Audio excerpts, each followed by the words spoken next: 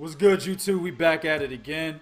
Welcome to the Gods of Boxing Talk. Your boy 2K the God here, my man says. Now for this one, man, it's gonna be at the God Speaks. Y'all should have known we was gonna do this shit on AB about billions. You know, Adrien Broner, always blocking. You know what I'm saying, bruh? Come on, man. 147, really? Bruh, I'ma tell you what I always say about Canelo, fam. You better squeeze your big ass and some little ass jeans. You better pull a Canelo and squeeze your big ass frame into 140, dog. Because at 147, nah, bruh. Hey, hold up, fam. Let's go through the top 10 real quick. All right. Number 1, Kell Brook. That's a L. Number 2, Keith Thurman. L. Number 3, Sean Porter. Already took an L. That'll be a second L. Yep. Number 4, Manny Pacquiao. Hey, L. I'm giving him an L. Number 5, Tim Bradley. L. Yep. Number 6, Amir Khan. No, Maybe. 2K. Number 7, Danny Garcia. L. L. Number 8. Do I even need to mention this motherfucker? He already knocked him out in sparring. I was gonna say, don't say Earl Spence. We'll skip that guy, cause that's for real. that's a fucking slaughter. You gonna be fucking with Eminem and the rest of them niggas over at Slaughterhouse. You know what I'm saying? Yeah. Damn. Jesse Vargas. There's your first win right there, Jesse Vargas. Okay. And then number 10, some motherfucker named Konstantin Ponomarev. Now, I've seen him fight twice. He's an alright fighter. He's 31-0 with 13 knockouts.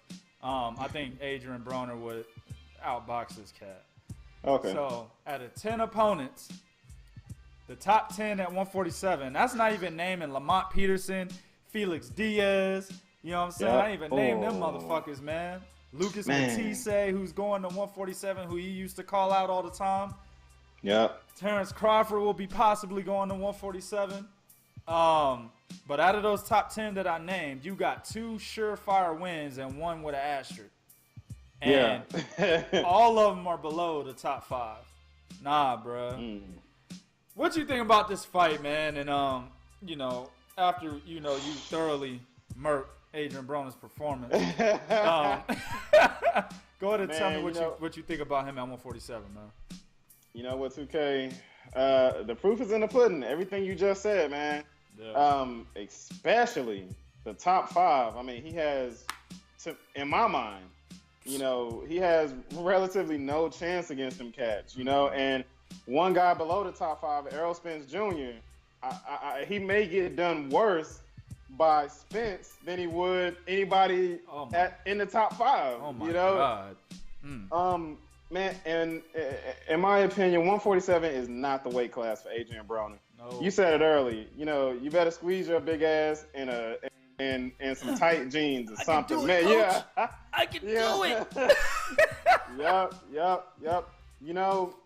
Broner, to me, 135, that was the absolute best weight class for Adrien Broner at the time that he was coming up. Yeah.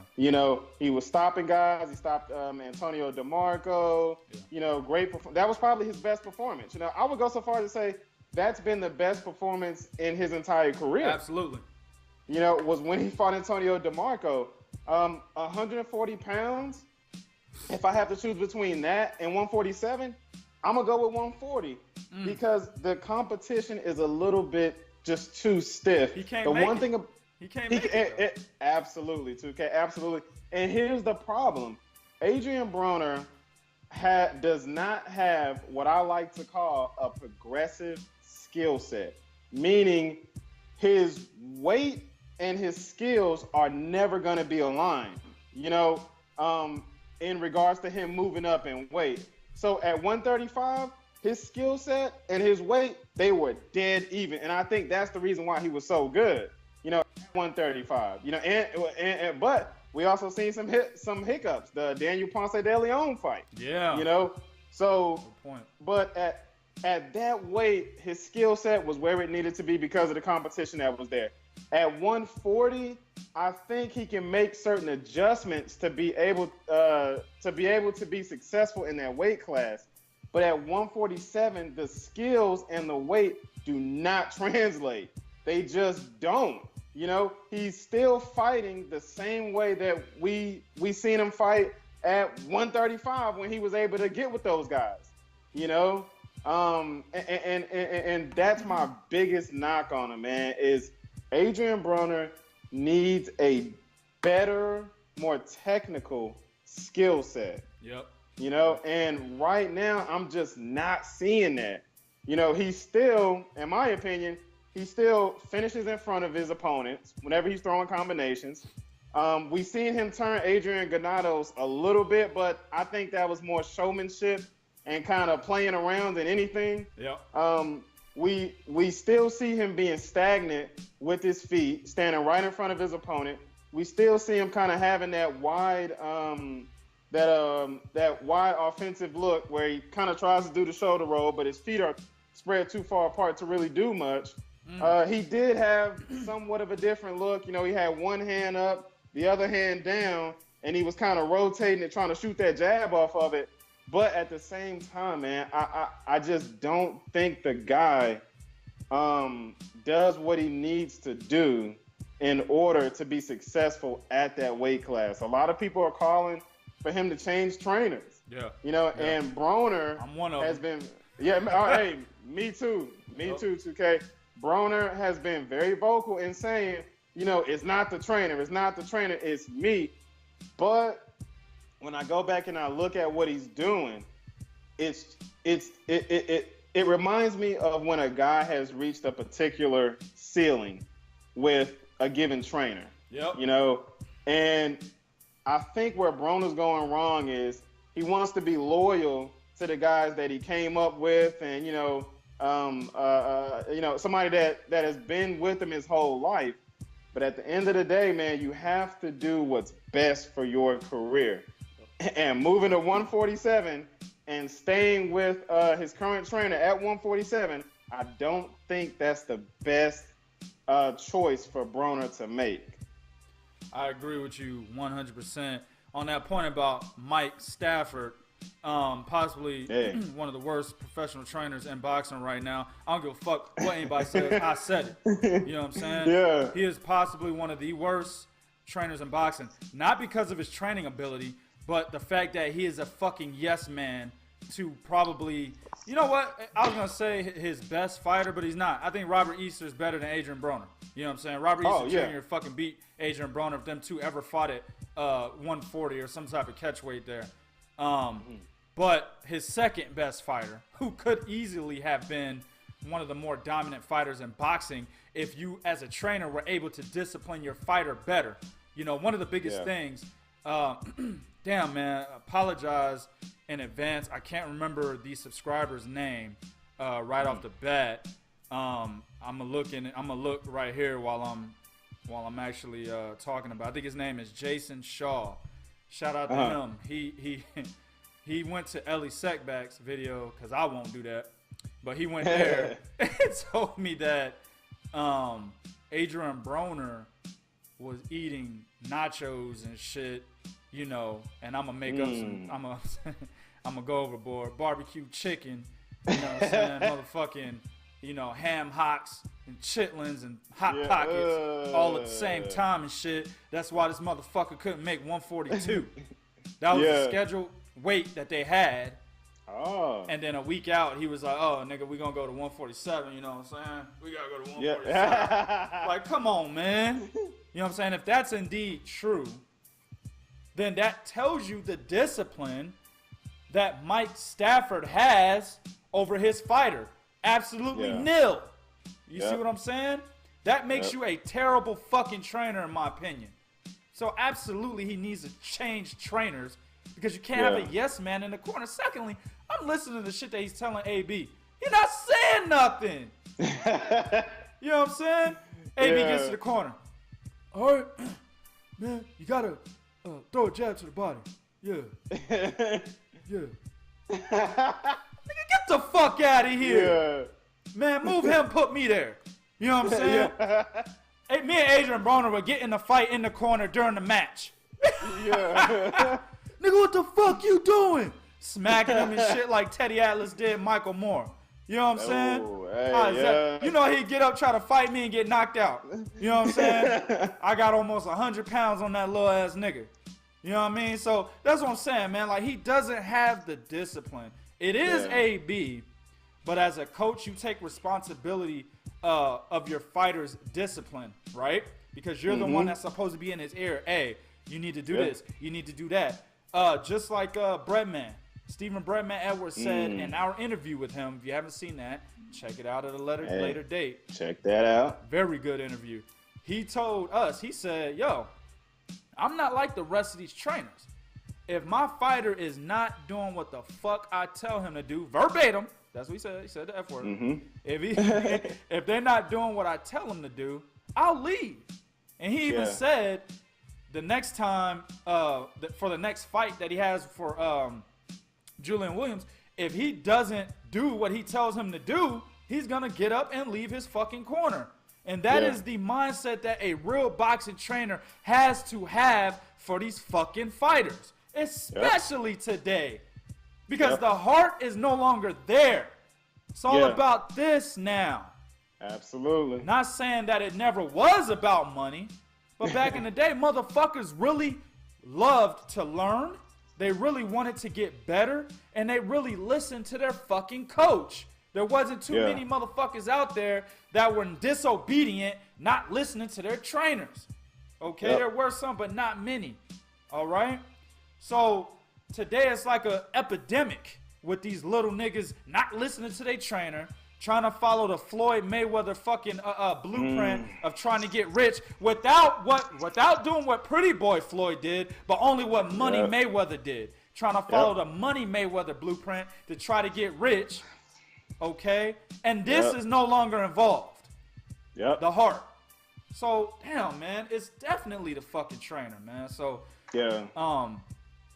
back into at 147, unless he switches trainers, unless he learns how to do what he did in round 4 and what he did, I believe, in round 12. I'm not looking at the fight right now. In round 4, I know specifically, he was throwing combinations and turning the shit out of Adrien Granados. Okay? Yeah. He kept his back off the ropes. He kept the fight in the middle of the fucking ring. Okay? I don't think his stance was wide at all in that round. And if it was very seldom. Okay? Yeah. Yep. Thoroughly outboxed Adrien Granados in the 4th round and then in the 12th round. And between the 10th, okay. My bad. Let me interject. The 10th round. Thank you, sir. 10th round. Yeah. So, all of those other rounds, he was vintage Adrien Broner.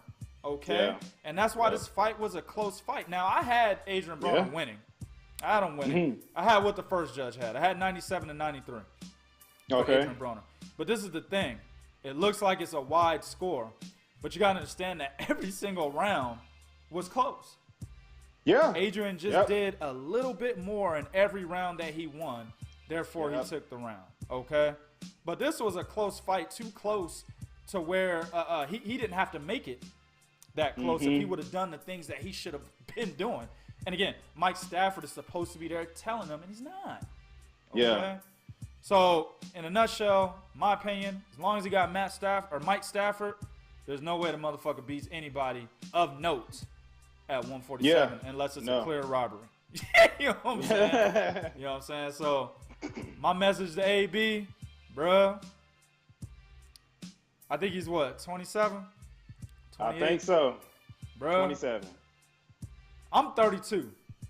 I'm cutting weight, sometimes. I'm not by any means stretch of imagination fat, but we ain't here to talk about me. Nah, yeah. But I cut weight sometimes. I move up. Depends on how, what type of weightlifting regimen I'm currently doing at that time. You know what I'm saying? If I can do it, you can do it at 27. Hell yeah. Okay? At 27? Yeah, bro. Stop eating pig's feet. You know what I'm saying? Nigga, stop going to motherfucking I don't know if there's a Dairy Queen in Ohio, but they're in Texas. Stop going to Dairy Queen, getting the triple fudge sundae with the banana split. Stop it, nigga. You know what I'm saying? This is boxing. Again, I'm going to refer to another interview. I haven't posted it yet, but the interview we had with Kelly Pavlik, he mentioned what he had to do to stay in shape and to make weight. Absolutely. That is a boxer's lifestyle. Motherfucker said he had to hit the treadmill and the bike like 6-7 times a day in between sleep. Yep. That is the lifestyle of a boxer, especially if you want to be at the highest level. He said he trained like that, I believe, for the Sergio Martinez fight, if I'm not mistaken. Yep. So, and he had to do that because he was at the highest level. Okay? They market Adrien Broner as being an elite level fighter that can beat other elite level fighters.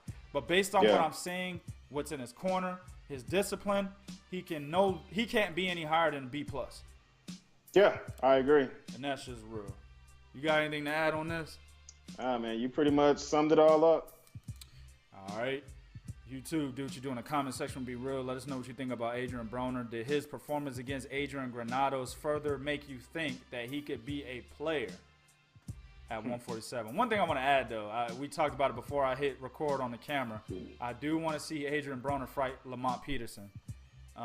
Yes. But as Sess mentioned, he said, Barry Hunter, there's a conflict of interest there. Yep. Hopefully, they can say, I don't give a fuck. It'll be Mike Stafford versus Barry Hunter. Barry Hunter's only the second man. You know what I'm saying? He's only the second man. He's not the head trainer. So it could be Mike Stafford versus Barry Hunter. I mean, it's a fight. Like, if Sess had the belt, I'm #1 contender. I'm fighting this motherfucker. You know what I'm saying? I mean, we boys and shit, but, I mean, Seth's going to get this work, and he's probably going to feel the same way. You know what I'm saying? So that's the nature of the game. You know what I'm saying? If you trying to be on top, you going to have to fight motherfuckers you respect. You know? You know what? You know what, 2K? I'm sorry. Let me throw this in there to further that point. Mike Tyson said it best. He said, if you were really my friend, you fight me because you know I need money. Boom. And this is the way that we live. Yeah. So if you were my friend, you really fight me. Yep. And that's the way the boxing game is. There are no such things as friendships to where we're not going to want to make this money. Yep. Because at the end of the day, you're trying to feed your family. Yep. Like you said, if this guy has the belt and I want the belt and I'm in line for the belt, I got to fight him. Absolutely. This is not a brother versus brother type of type of fight. These are friends. We'll be cool after the fight. Absolutely. We can go out and party after the fight. Yep. So I mean, like I said, to further the point you made, man, Mike Tyson said that best. Yeah. Yeah, and I agree with his crazy ass 100%.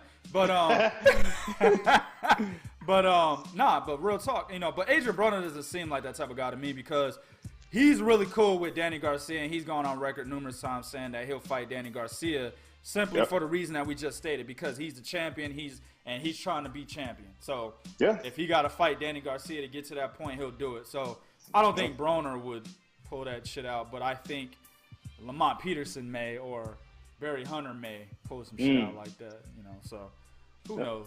But YouTube, do what you do in the comment section. Be real. This is real talk for real fans. 1.